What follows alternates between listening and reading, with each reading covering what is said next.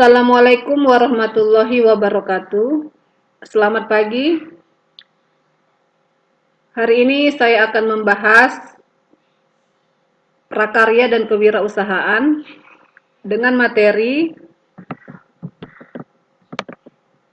perencanaan usaha kerajinan untuk pasar lokal. Kelas 12. Perencanaan usaha kerajinan untuk pasar lokal berdasarkan luasannya, pasar dapat dibedakan menjadi pasar lokal. Pasar lokal adalah pasar yang terbatas di lingkungan atau daerah yang sama dengan tempat produksi. Kemudian pasar nasional. Pasar nasional adalah pasar yang lebih luas daripada pasar lokal. Jadi tidak harus sama dengan tempat produksinya. Kemudian pasar global atau pasar internasional, yaitu pasar yang pemasarannya sampai ke luar negeri. Pasar dapat dibagi berdasarkan kesamaan perilaku pembeli. Segmentasi pasar sasaran dapat dibedakan secara geografis atau tempat, psikografis atau karakter kelas sosial, gaya hidup dan kepribadian, secara demografis yaitu usia, gender, bangsa dan etnis, pekerjaan, tingkat ekonomi. Pasar sasaran yang berbeda memiliki kebutuhan, keinginan, selera, dan daya beli yang berbeda pula. Kebutuhan dan keinginan dari suatu daerah bisa berbeda dengan daerah lainnya. Kebutuhan dipengaruhi oleh kondisi lingkungan. Misalnya, daerah yang bersuhu rendah menyebabkan orang-orangnya membutuhkan penghangat. Sebaliknya, bila suhu tinggi akan dibutuhkan penyejuk.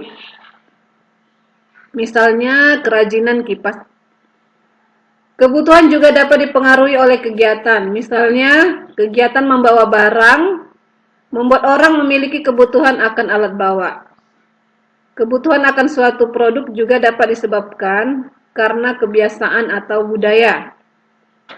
Kebiasaan memberi hadiah atau tanda mata kepada orang lain membuat munculnya kebutuhan akan produk yang unik atau khas daerah tertentu.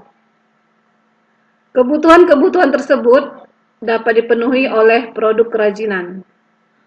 Selain kebutuhan, pasar sasaran juga memiliki keinginan. Keinginan untuk memiliki produk pada umumnya muncul dari gaya hidup dan selera. Potensi pasar dapat diketahui melalui dua pendekatan. Yang pertama, pendekatan permintaan, yaitu dengan cara mencari tahu kebutuhan dari pasar sasaran. Yang kedua, pendekatan penawaran. Di sini mengandalkan pada kemampuan wirausahawan membuat produk inovatif. Kebutuhan pasar lokal dapat diketahui dengan melakukan pengamatan terhadap pasar sasaran. Misalnya, untuk mengenali kebutuhan pasar sasaran, siswa yang mengikuti ekstrakurikuler di sekolahnya, yaitu olahraga, kita dapat mengamati kebiasaan mereka. Misalnya, siswa tersebut pada umumnya berangkat ke sekolah dengan membawa baju ganti untuk ekstrakurikuler dan perlengkapan olahraga. Selain itu, dia juga membawa bekal dan minuman, dan membawa buku pelajaran serta perlengkapan sekolah. Mereka membutuhkan tas untuk membawa perlengkapan ekstrakurikulernya. Bentuk, ukuran, dan warna dari tas tersebut harus sesuai dengan selera mereka. Selain pengamatan, kita juga dapat mewawancarai pasar sasaran untuk mengetahui kebutuhan dan selera mereka. Contoh pertanyaannya adalah, tas seperti apa yang mudah dan nyaman digunakan? Tas seperti apa yang mereka sukai? Warna dan motif apa yang disukai? Kemudian, ide pengembangan produk kerajinan untuk pasar lokal juga dapat diperoleh dengan mengenali kebiasaan di daerah setempat. Misalnya, kebiasaan mereka untuk melepas alas kaki saat masuk ke dalam rumah.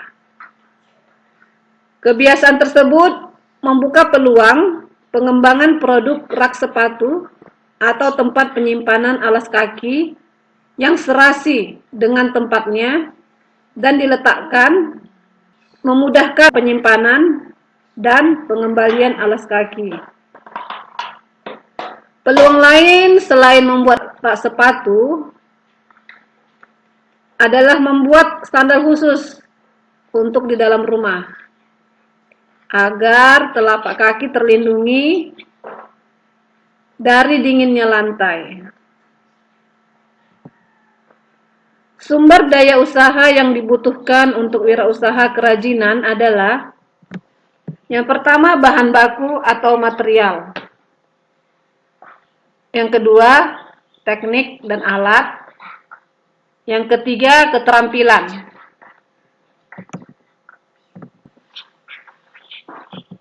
Bahan baku dapat berupa bahan alam dan bahan buatan. Contoh dari bahan alam adalah serat nanas, enceng gondok, tanah liat, kayu, rotan, bambu, kerang, dan tulang. Contoh bahan buatan adalah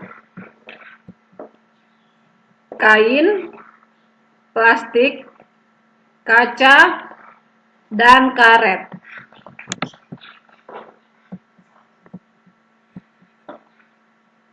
Ada beberapa teknik pembuatan produk kerajinan, diantaranya teknik ukir. Contohnya kayu jati yang diukir. Teknik sambungan.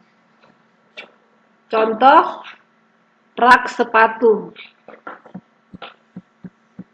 Teknik anyam. Contohnya tikar. Teknik jahit. Contohnya baju, celana, rok, dan lain-lain.